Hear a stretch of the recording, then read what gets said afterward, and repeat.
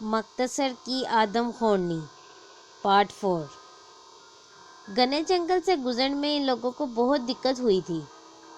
جتنی دیر بیٹھ کر وہ میری دی ہوئی سگریٹیں پیتے اور پیروں کے کانٹے نکالتے، گوند اور میں آمنے سامنے کھڑے ہو کر اگلے دن اسی طرح کے ایک اور ہانکے کا منصوبہ بنانے لگے۔ میری خواہش تھی کہ اس ہانکے میں مختصر اور آس پاس کے دیہاتوں کے تمام افراد شامل ہوں۔ اچانک فقرہ ادھورا چھوڑ کر گوند چپ ہو گیا۔ اس کے چہرے کے تاثرات اور سکڑی ہوئی آنکھیں دیکھ کر مجھے پتہ چل گیا کہ میرے عقب میں اسے کچھ عجیب دکھائی دیا ہے۔ جب میں مڑ کر دیکھا تو دور سے ایک ویران کھیت میں آرام سے چلتی ہوئی شیرنی دکھائی دی۔ میں نے 2 گز دور اس وقت شیرنی ندی کی دوسری جانب تک اور اس کا رخ سیدھا ہماری جانب دیکھا۔ جب جنگل میں انسانی آبادی سے بہت دور بھی اگر شیر آپ کی جانب آ رہا ہو تو آپ کے ذہن میں بے شمار خیالات آتے ہیں کہ کہیں ایسا کچھ نہ ہو جائے کہ شکار یا تصویر لینے کی کوشش ناکام ہو جائے۔ ایک بار میں ایک پہاڑی کے کنارے بیٹھا شیر کا منتظر تھا۔ میرے سامنے جنگل کی پگڈنڈی تھی جو جنگل میں بہت پرانے مندر کو جاتی تھی۔ اسے برم کا تھان کہتے تھے۔ برم جنگل کا دیوتا مانا جاتا ہے جو انسانوں کو جنگلی جانوروں سے بچاتا ہے، اور اس کے فرائض میں یہ بھی شامل ہے کہ اس کے زیر نگرانی علاقے میں جنگلی جانوروں کا شکار نہ ہو۔ یہ جنگل جس کے عین وسط میں یہ مندر واقع ہے آس پاس کے موجود شکاریوں اور پورے ہندوستان کے شکاریوں کی بہترین شکار گاہ ہے۔ تاہم میری ساری زندگی میں نے ایک بار اس مندر کے آس پاس کسی جانور کو شکار نہیں ہوتے دیکھا ہو یا سنا ہو، یعنی میں نے کبھی بھی وہاں پہ کسی جانور کو شکار ہوتے نہیں سنا۔ اسی وجہ سے جب میں اس شیر کی شکار کی نیت سے نکلا تو میں نے اس مندر سے 1 میل دور اپنے بیٹھنے کی جگہ چنی۔ شام 4 بجے ایک جھاڑی کے پیچھے بیٹھا ہوا تھا کہ گھنٹے بھر بعد اسی جانب سے سانبھڑ کی آواز سنائی دی جہاں سے مجھے شیر کی آمد کی توقع تھی۔ تھوڑی دیر بعد اسے کچھ فاصلے سے کاکڑ کے بھونکنے کی آواز آئی۔ شیر اسی راستے پر چلتا ہوا آ رہا تھا جس پر میں اس کا منتظر تھا۔ اس جگہ جنگل اتنا گھنا نہیں تھا اور زیادہ تر جامن کے نوجوان درخت اگے ہوئے تھے جن کے تنے 3 فٹ موٹائی کے رہے ہوں گے۔ 2 گز دور آتے ہوئے ایک بڑے نر شیر پر میری نظر پڑی۔ آہستگی سے چلتا ہوا شیر جو 1 سے 2 گز دور رہ گیا تھا تو اچانک مجھے پتوں کی سرسراہٹ سنائی دی۔ میں نے سر اٹھا کر دیکھا کہ جامن کے درخت جس کی شاخیں دوسرے درخت سے گتھی ہوئی تھیں نے جھکنا شروع کر دیا۔ آہستہ آہستہ جھکتے ہوئے یہ درخت کچھ دیر بعد اسی جسامت کے دوسرے جامن کے درخت سے لگ کر رک گیا۔ تھوڑی دیر بعد دوسرا درخت پہلے درخت کا بوجھ سہار رہا تھا، پھر دوسرا درخت بھی جھکنے لگا۔ جھکتے جھکتے یہ دونوں درخت نسبتاً کم موٹے جامن کے درخت پر جا کر ٹھہر گئے۔ 1 یا 2 لمحے بعد تینوں درخت دھکے سے زمین پر گرے۔ یہ درخت مجھ سے چند گز دور تھے اور جتنی دیر میں انہیں دیکھتا رہا میں شیر سے بھی غافل نہیں رہا۔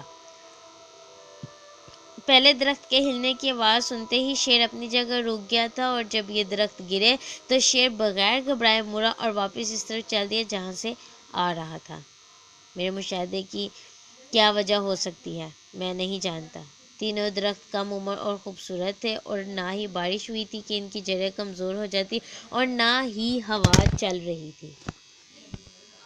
اس کے علاوہ یہ درخت مندر کو جانے والے راستے پر اڑے گرے جہاں 70 گز مزید بڑھنے پر شیر پر گولی چلائی جا سکتی تھی۔ گولی چلانے کے امکانات اس وقت مزید کم ہو جاتے ہیں جب آپ شکار کی تلاش میں آباد علاقے میں موجود ہوں جہاں لوگوں کے گروہ ایک گاؤں سے دوسرے گاؤں پر یا پھر بازار کو آتے جاتے رہتے ہوں، یا سیبوں کے باغ کا رکھوالا اپنے بندوق سے کارتوس چلا کر لنگوروں کو بھگاتے ہوں۔ شیرنی کو ابھی 300 گز مزید چلتے ہوئے ندی تک پہنچنا تھا جس میں سے 200 گز تک جھاڑی یا درخت کی کوئی آڑ نہیں تھی۔ شیرنی تھوڑا سا ترچھی آ رہی تھی اور اگر ہم میں سے کوئی بھی حرکت کرتا تو شیرنی سے فوراً دیکھ لیتی۔ اس لیے ہم اپنی جگہ ساکت رکے شیرنی کو چلتا دیکھتے رہے۔ میں نے کسی بھی شے کو اس سے زیادہ آہستگی سے چلتے نہیں دیکھا۔ مختصر کے لوگوں نے مجھے بتایا تھا کہ شیرنی لنگڑی ہے، لیکن مجھے شیرنی کا لنگ کہیں دکھائی نہیں دیا۔ میرے درمیان آئی ریپیٹ، میرے ذہن میں یہ تھا کہ جب تک شیرنی گھنے جنگل تک نہیں پہنچتی بے حس و حرکت رہوں۔ پھر بھاگ کر میں ندی تک پہنچوں اور جب شیرنی سے عبور کرنے والی ہو کر تو میں فوراً گولی چلاؤں۔ اگر ہماری اور شیرنی کے درمیان مناسب آڑ ہوتی تو میں آگے بڑھ کر اسے کھلے میدان میں شیرنی پر گولی چلا لیتا۔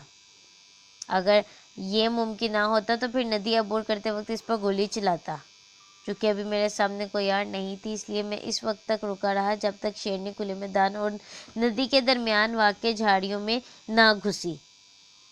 جو ہی شیرنی نظروں سے اوجھل ہوئی تو میں دور پڑا پہاڑی کافی ڈھلوان تھی، اور جب میں مڑ کر پہنچا تو دیکھا کہ جنگلی گلاب کی ایک جھاڑی اگی ہوئی تھی اور راستے پر سے ہوتی ہوئی کئی گز نیچے تک چلی گئی تھی۔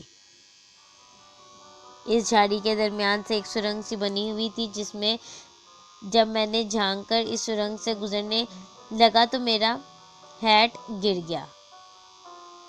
جب دوسرے سرے کے قریب پہنچ کر میں نے سر اٹھایا تو گلاب کے کانٹے میرے ننگے سر میں چھپ گئے۔ ان میں سے کچھ کانٹے میری بہن میگی نے میری واپسی پر مشکل نکالے۔ میرے چہرے پر خون کی ہلکی ہلکی لکیریں بہنے لگی جب میں اس جگہ پہنچا جہاں میں نے اس سے اوپر سے گائے کا ڈھانچہ نیچے پھینکا تھا۔ یہ جگہ 40 گز لمبی اور 30 گز چوڑی تھی۔ اس کے اوپر سر سے یعنی اس کے اوپری سرے پر لاش موجود تھی اور اس کے اوپر والی پہاڑی پر گھنی جھاڑیاں اگی ہوئی تھیں۔ تاہم میری جانب والا نچلا حصہ جھاڑیوں سے پاک تھا۔ جب میں کنارے پر پہنچا اور اوپر اٹھ کر دوسری جانب دیکھا تو ہڈی چٹکنے کی آواز آئی۔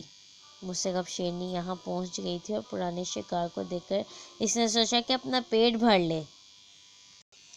لاش پر بہت کم گوشت تھا اور اگر شیرنی اسے چھوڑ کر کھلے میدان کی طرف آئے تو میں آسانی سے اس پر گولی چلا سکتا ہوں، لیکن اگر شیرنی پہاڑی پر چڑھی یا دوسرے کنارے کو چلی گئی تو مجھے دکھائی نہیں دے گی۔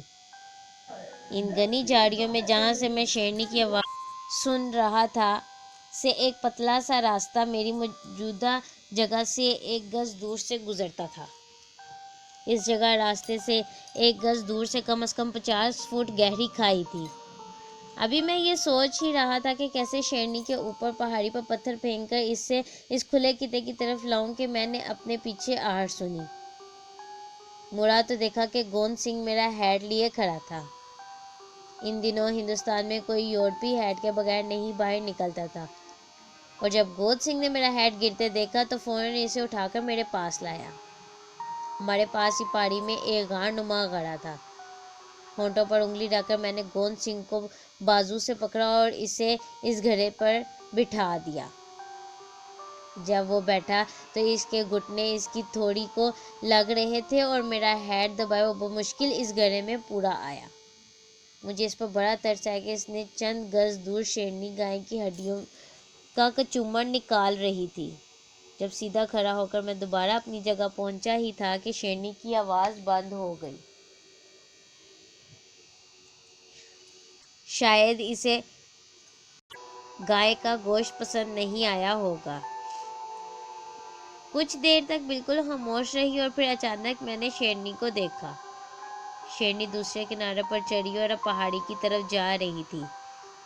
اس جگہ پاپلر کے پورے پودے اگے ہوئے تھے، جن کے تنے بمشکل 6 انچ موٹے ہوں گے، جن کے درمیان سے مجھے شیرنی کا خاکہ سا دکھائی دے رہا تھا۔ اس توقع پر کہ شاید گولی پاپلر سے بچتی ہوئی شیرنی کو جا لگے، میں نے رائفل اٹھا کر گولی چلا دی۔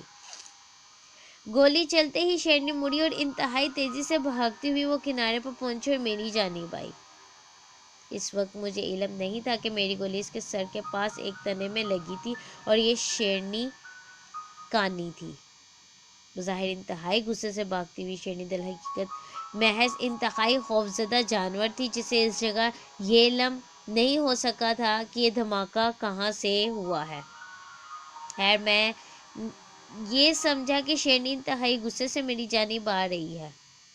جب شیرنی مجھ سے 2 گز دور تھی تو میں نے آگے جھک کر اس کی گردن اور شانے کے جوڑ میں انتہائی خوش قسمتی سے گولی اتار دی۔ اشاریہ 500 کی بھاری گولی کے دھکے سے شیرنی سیدھی 5 فٹ گہری کھائی میں جا گری۔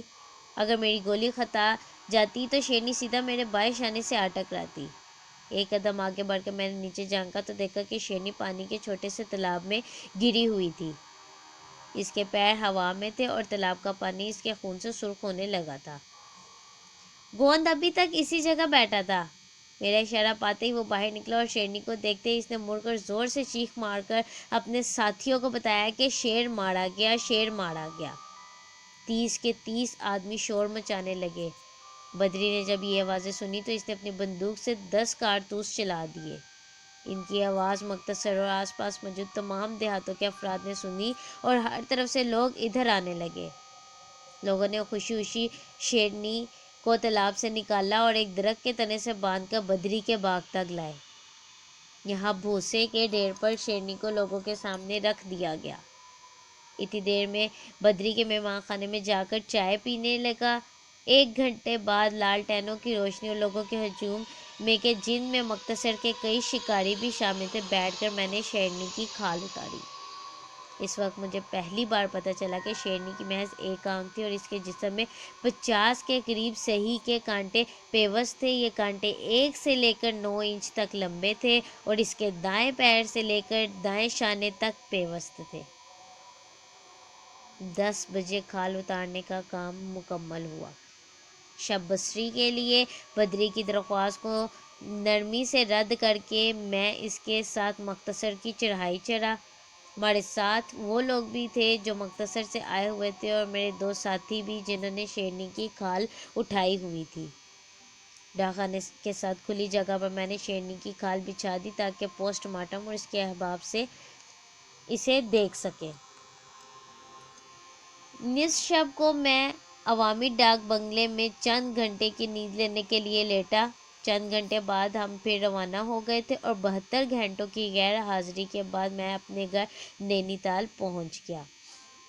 آدم خورنی کے شکار کے بعد ایک عجیب سی تسکین ملتی ہے، ایسی تسکین جیسے کوئی انتہائی ضروری کام ہو گیا ہو، ایسی تسکین کہ انتہائی ماہر شکاری کو اس کی اپنی فطری ماحول میں شکست دی ہو۔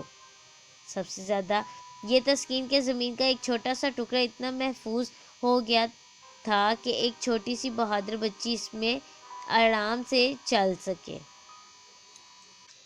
اس طرح کی مزید ویڈیوز جاننے کے لیے، سننے کے لیے ہمارے چینل کو لائک اور سبسکرائب کرنا ہرگز مت بھولیں۔ شکریہ۔